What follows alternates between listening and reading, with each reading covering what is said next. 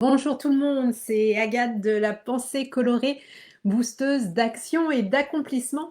J'aide les femmes et quelques hommes à trouver leur place en identifiant leur mission de vie et à se sentir libres de se créer une vie qui est la leur sans complexe ni culpabilité. Ce matin, j'avais envie de vous parler de la fameuse boule au ventre que l'on peut avoir le dimanche soir ou le lundi matin dans la perspective de retourner bosser quand on a voilà, une nouvelle semaine qui commence et que l'on n'a pas envie de retourner travailler. Alors pour moi, c'est assez lointain parce que eh bien, ça fait 5 ans que je n'ai pas eu ce sentiment justement d'avoir, enfin, c'est ouais, vraiment cette boule au ventre, dès le dimanche soir, parce que, aujourd'hui, je suis même, souvent impatiente de reprendre une semaine et de reprendre le travail le lundi matin parce que j'adore vraiment ce que je fais et je m'éclate dans mon activité. Mais ce n'a pas été toujours le cas et si vous me suivez depuis un petit moment, vous le savez, j'ai été pendant 14 ans, assez malheureuse dans mon boulot. Coucou Cécile, coucou Julie, ça fait plaisir de vous voir. Donc ouais, 14 ans où j'étais vraiment mal dans mon travail, où je me suis beaucoup cherchée, où j'étais vraiment pas du tout à ma place et où j'avais vraiment un sentiment de malaise. De pas du tout, être alignée, de pas, me sentir vraiment à ma place, c'était vraiment ça et où, du coup, je changeais très, très régulièrement de boulot, de société, de secteur d'activité. Moi, à la base, je suis ingénieure chimiste, mais j'ai travaillé comme commerciale dans l'industrie. J'ai été, chasseuse de tête dans des cabinets de recrutement. Enfin voilà, j'arrêtais pas de changer de job en espérant, à un moment donné, trouver, cet épanouissement, ce bien-être dans le métier que j'exercerais et en fait, le problème, c'est que j'étais pas du tout à ma place et que je n'étais, que j'avais besoin de me recentrer sur moi, de faire un travail d'introspection pour identifier ce qui me permettrait justement de me sentir à ma place. Et du coup, qu'est-ce qui se passait? Eh bien, pendant toute cette époque-là, eh bien, le dimanche soir, j'avais vraiment, moi, cette boule au ventre, là, j'avais le ventre qui se serrait, j'étais super mal et ça commençait souvent en milieu d'après-midi le dimanche, à l'idée de retourner bosser le lundi matin. Puis le lundi matin, voilà, je suis déjà pas du matin, j'ai toujours du mal à me lever, mais alors là, c'était un véritable cauchemar.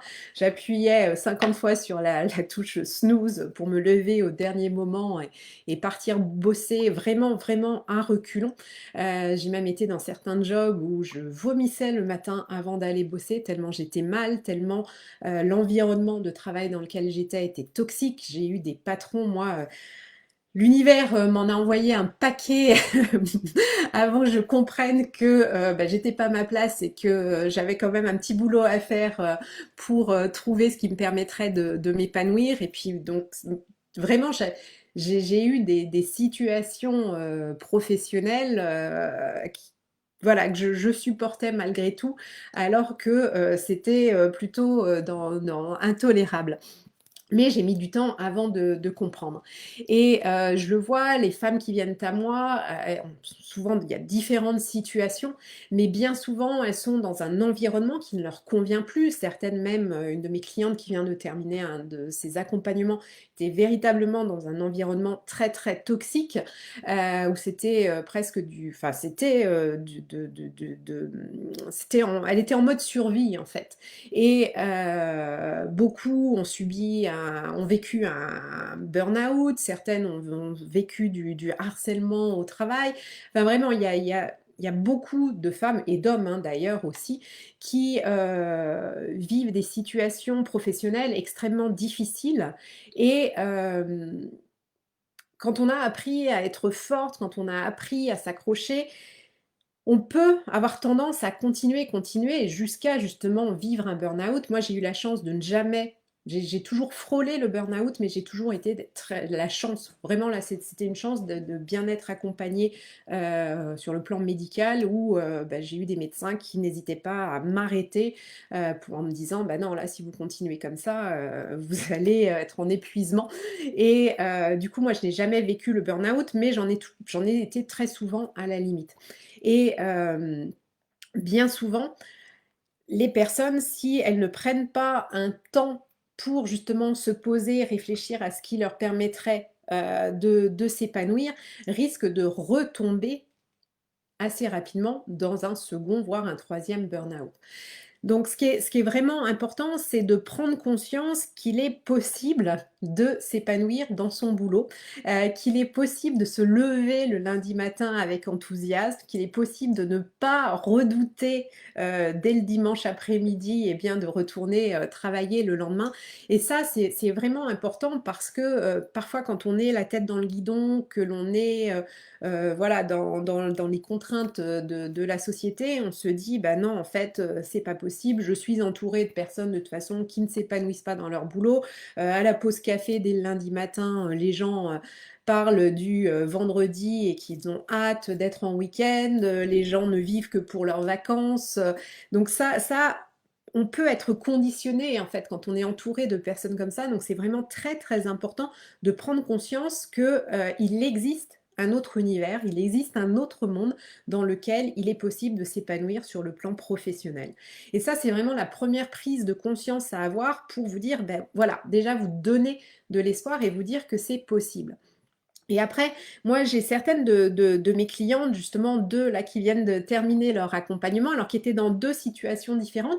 L'une, était vraiment justement dans cet environnement extrêmement toxique au niveau professionnel et où, elle était en mode survie.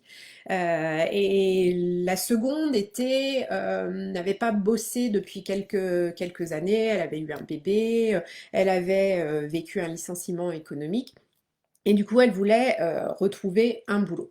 Et dans les 2 cas, elles aspiraient bien entendu à, identifier leur mission de vie, à, trouver un job qui allait leur permettre, eh bien de se sentir totalement à leur place, de se sentir enfin d'avoir ce sentiment d'accomplissement.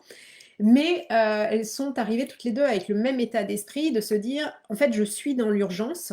L'une, c'était justement de sortir de cette situation toxique. L'autre, c'était de vite retrouver un boulot, alimentaire, en fait, parce que, ses droits au chômage, arrivaient à expiration. Et donc, elles étaient toutes les 2 dans l'urgence de trouver rapidement un job, plutôt un job alimentaire pour sortir de la situation dans laquelle elles étaient. Et c'était leur objectif à court terme et leur objectif à moyen, voire long terme, était par la suite d'avoir cette réflexion sur leur mission de vie et puis, de trouver un job qui leur permettrait eh bien, non seulement de gagner leur vie, bien entendu, mais aussi, eh bien, de se sentir à leur place et d'être totalement, dans ce sentiment d'accomplissement. Et ça arrive très, très souvent où on va se dire: «Bah, voilà, les c'est pas possible de, rapidement trouver un job qui me permette, eh bien, de me remettre, dans le boulot et aussi de m'accomplir». Et pour ces 2 clientes, toutes les 2 ont trouvé un job assez rapidement, puisque, l'accompagnement était de 5 mois et elles ont trouvé, toutes 2 avant 5 mois et cerise sur le gâteau, un job qui est dans un environnement, qui leur plaît, un secteur d'activité qui leur permet de s'épanouir, qui répond à leurs valeurs, qui répond à leurs besoins, qui répond à leurs passions. Donc vraiment, le job qui va leur permettre de s'accomplir. Et comment ça s'est passé? Eh bien, en fait, moi, quand j'ai ce type de situation pour mes clientes, je leur dis: «OK, on va mettre l'accent justement sur trouver rapidement un job qui te permet de sortir de la situation dans laquelle tu es». Mais je leur fais aussi changer d'état d'esprit et leur faire comprendre que c'est tout à fait possible d'avoir ce job qui va leur faire les faire sortir de cette situation, mais ça peut aussi être un job qui leur permet d'avoir ce sentiment d'accomplissement et de se sentir à leur place. Et du coup, en changeant l'état d'esprit, en se disant que c'est possible, eh bien, elles arrivent à trouver le job qui va leur permettre de tout combiner à la fois. L'une d'elles, je me rappelle, son rêve, elle disait vraiment, elle voyait ça comme un rêve, c'était aussi de travailler à côté de chez elle, parce qu'elle est en Île-de-France et elle en avait marre des transports, était fatiguée de prendre, je crois que c'était le RER ou un train de banlieue, je sais plus, mais voilà, elle voulait plus prendre les transports en commun, mais elle me disait souvent, mais tu te rends compte, jamais je vais pouvoir trouver un job qui soit pas loin de chez moi alors que je suis en banlieue. Et elle a trouvé le job dans le secteur d'activité qu'elle voulait et dans sa ville. Donc elle est à 5 minutes de chez elle et elle me le disait encore vendredi, je n'arrive pas à réaliser que c'est possible, que ça a été possible. Ça fait 15 jours qu'elle a commencé ce nouveau job et voilà, elle a du mal à réaliser qu'en si peu de temps, elle a réussi à sortir de cette situation toxique, à trouver un job justement très rapidement, et puis de trouver le job qui coche toutes les cases que l'on avait définies pour être le job idéal. Et ça, c'est vraiment important en fait de réfléchir à votre projet de vie, d'identifier votre mission de vie, hein. Ça, c'est important. Votre raison d'être, votre légende personnelle, comme dit Paolo Coelho, j'adore cette appellation, et ensuite de vous dire vraiment, de créer en fait le job de vos rêves, de savoir ce vers quoi vous voulez avancer, et puis d'y croire en fait, et de tout mettre en place pour que vous trouviez le bon job.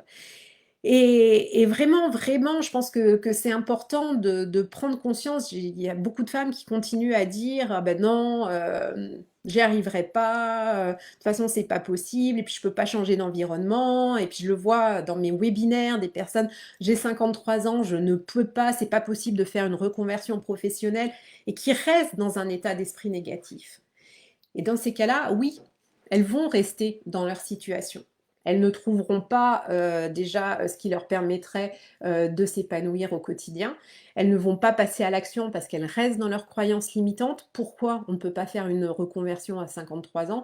Il y a des personnes, j'ai même des clientes moi qui ont plus de 55 ans et qui se sont lancées à leur compte, qui ont lancé leur activité, d'autres qui ont repris une formation. Donc c'est tout à fait possible. Et puis je vous rappelle qu'on vit dans une société où on prend plus sa retraite à 60 ans, donc oui, c'est possible à 55 ans de faire une reconversion professionnelle et de s'éclater dans son job pour le reste de sa carrière. Donc c'est important d'en avoir conscience. Et tout ça, ça vient aussi d'un déclic et d'un changement d'état d'esprit. Parce que si vous ne croyez pas à votre projet, si vous ne croyez pas qu'un jour vous pourrez vous lever le lundi matin avec enthousiasme à l'idée de commencer une nouvelle semaine, eh bien en effet, vous allez rester dans votre conditionnement et malheureusement, vous risquez vous allez continuer à subir votre vie et vous risquez de vous retourner à un moment donné et de vous dire: «Bah mince, c'est trop tard et j'ai de sacrés regrets».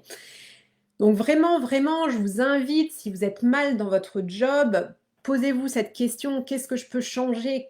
Et puis de vous mettre en action et puis de changer d'état d'esprit et de vous dire que c'est possible de réussir. Coucou Élodie! Vraiment, vraiment, c'est super important, votre état d'esprit et puis de vous mettre en action. Et puis si vous n'y arrivez pas toute seule, n'hésitez pas à vous faire aider. Et si aujourd'hui vous vous sentez totalement perdu et que vous regardez cette vidéo, eh bien n'hésitez pas à réserver votre séance clarté avec moi. Je vous l'offre, nous passons 45 minutes ensemble au téléphone ou en visioconférence et l'idée c'est vraiment justement que je vous aide à mettre de la lumière sur ce à quoi vous aspirez, en fait de vous aider à y voir plus clair pour comprendre en fait ce qui vous bloque, d'identifier vos croyances limitantes, vos blocages, vos freins qui vous empêchent de vivre cette vie qui est la vôtre et puis de vous épanouir. Donc vraiment, vraiment, si ça vous intéresse, si vous êtes bloqué aujourd'hui, si vous vous sentez perdu, réservez votre séance. Vous allez sur mon site www.penser-coloré.com. Vous avez un onglet séance clarté. Vous cliquez dessus, tout est expliqué et vous prendrez très facilement votre rendez-vous avec moi. Et puis si cette vidéo vous a plu, n'hésitez pas à mettre des petits likes, des petits cœurs, à la transférer, à la partager à d'autres personnes si vous pensez que cette vidéo peut les aider. Et puis surtout, voilà, je vous souhaite une belle semaine. J'espère que bien vous sentirez un peu mieux dans cette journée grâce à ma vidéo, avec une lueur d'espoir. Si vraiment vous êtes mal dans votre job, dites-vous bien qu'il est possible de changer. Je l'ai fait. J'ai tout un tas de mes clientes qui l'ont fait aussi. D'ailleurs, je vais vous partager sous cette vidéo les témoignages des deux personnes dont je vous parlais, Sandrine et Aourel, qui, voilà, je vous ai décrit leur situation et ce qu'elles ont réussi à concrétiser grâce à un de mes accompagnements. Donc vraiment, vraiment, gardez espoir, ayez foi en vous, en votre projet, en la vie avec un grand V. Et j'espère de tout mon cœur que vous réussirez à vous accomplir. Je vous souhaite une très très belle journée. Je vous envoie plein de good vibes colorées et je vous dis à très vite. Prenez soin de vous. Bye bye.